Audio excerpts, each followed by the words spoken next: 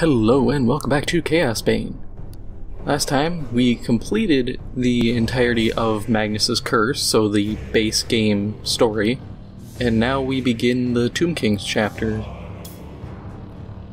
The Great War against Chaos had been won, not just through courage and skill at arms, but through the contributions of human battle wizards, hastily trained by Loremaster Teclis and his High Elf companions from Ulthuan. By the time the war was over, it was clear to Magnus that for the old world to survive, the winds of magic must be harnessed in service to the Empire. And so, as the army returned to Nuln, plans were laid to gather novice wizards from all across the Empire and create a repository of arcane knowledge that would become the Colleges of Magic at Altdorf. Lord Fenrir has asked you to join the college's most dangerous and ambitious mission to date, a research expedition by the newly founded Amethyst Order to the undead kingdom of Nehekara. The expedition, led by Professor Johannes Dürer, has already reached the Nehekaran city of Bel Aliad. Dürer is preparing to explore the crypt of the priest king Neb Maket. But the expedition is beset by danger on all sides and is in dire need of help. Braving a long and dangerous path, you will join Dürer in Nehekara. Your task is to protect the expedition and help recover any treasures found in Neb Maket's crypt. Blessed Aisha, what horror is this? The land has been drained of life and replaced with something terrible. The sooner I reach the expedition's camp, the better. So, that was an interesting bit they start with, is mentioning the Amethyst Order, because I believe, because each school of magic has a kind of a gem tied to them, to some degree, a color at least.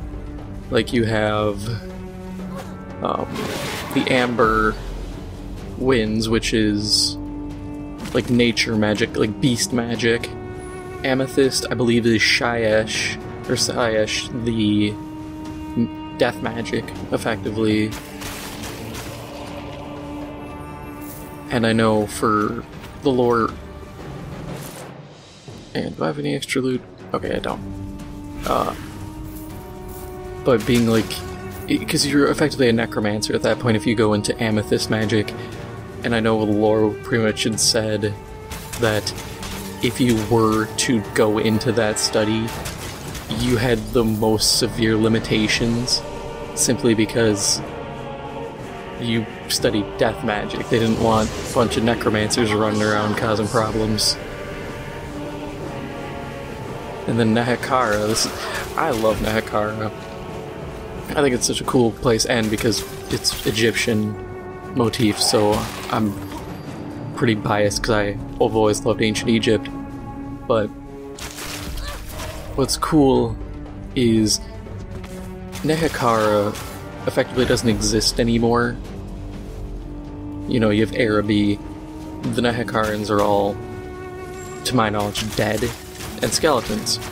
They're the Tomb Kings, and they're also effectively the progenitors of vampirism, because the first vampire was Neferata. I believe she was the first, or at least the first big name. And then she tried to turn her, I think, cousin Halida into a vampire, and Halida ended up dying and came back as a Tomb King, so just a mummy. You have Grand Hierophant Katep. You have Cetra, Ark in the Black. There's others. My knowledge of 40k is deeper than my knowledge of fantasy. Mostly because now fantasy got... I mean, it's not now, it's been for a while now, but fantasy got the boot.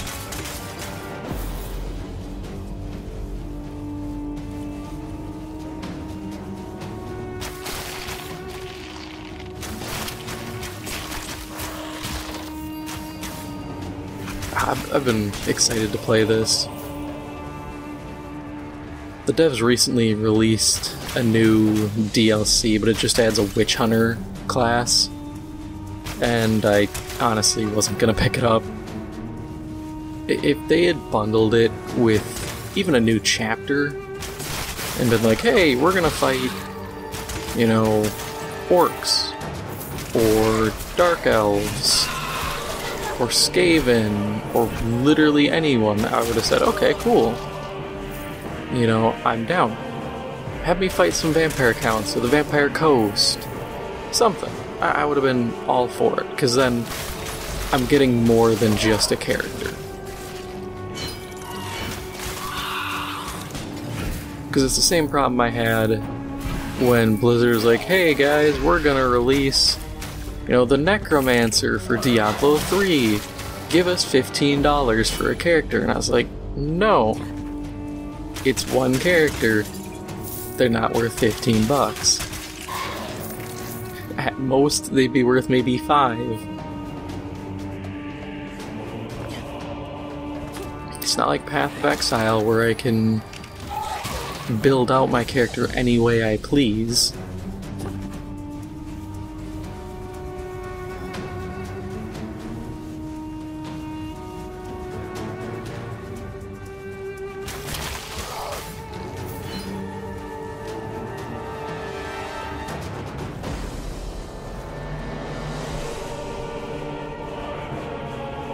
Man, I love just the environment design for this.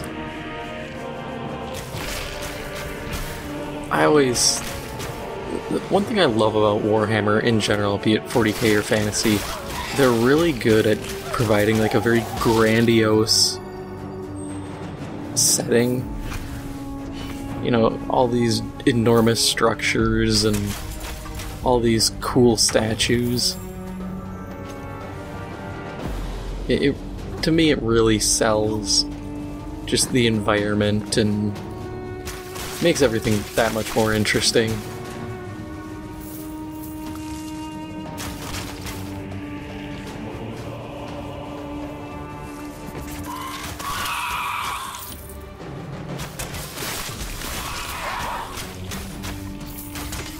I feel like if Vermintide was a more expanded game, they could have...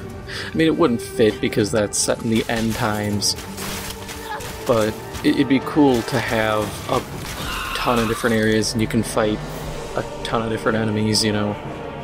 Here's a series of missions set in Nehekara, here's some set in Sylvania, here's some in, you know, up the mountains where you have to fight orcs and goblins. I'd be all for it. But in that case, it doesn't fit the setting all too well.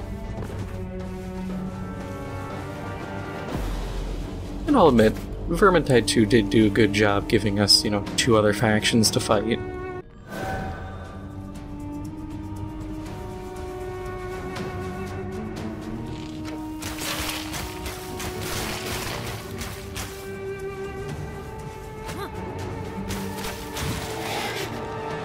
I wonder... I mean, I can figure out why the whole map is revealed, but it's kind of strange.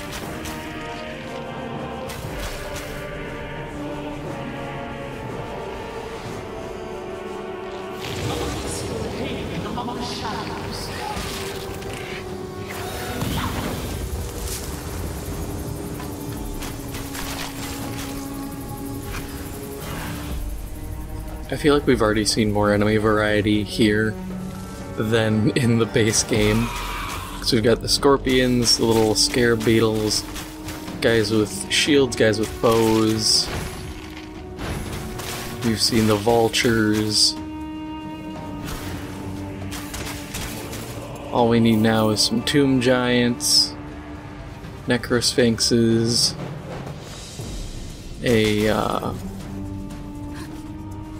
oh my god, what are they? They're a giant statue of a guy. Can't remember the name of them.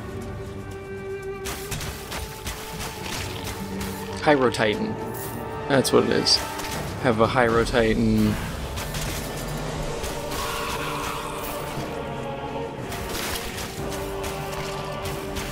You could add a few more and you'd already be outdoing the base game.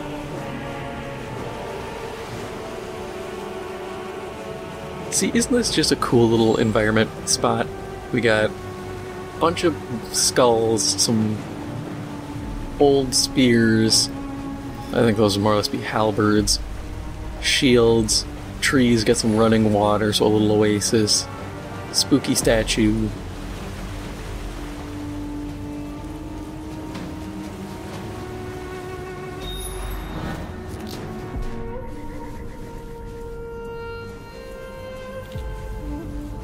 Let me run through the water.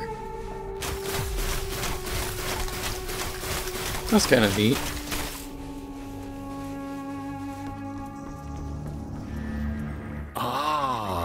You must be the mighty champion Lord Finrear promised us. I am Professor Dura, the leader of this expedition. Greetings. I am Alessa, an Asrai of the Athol-Loren.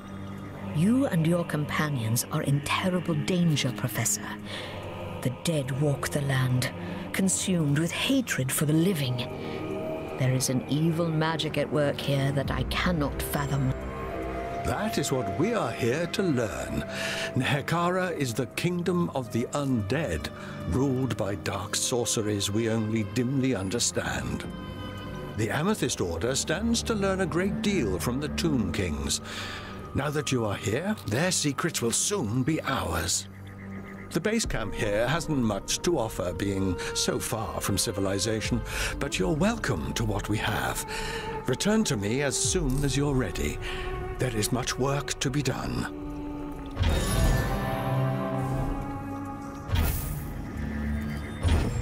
I also just realized the voice for my elf is different now, which I can't really complain about all too much. But I think we'll call it here. If you enjoyed this episode, make sure to hit the like button. It helps out the channel a lot. And if you haven't already, make sure to hit the subscribe button. Thank you for watching, and I'll see you in the next one.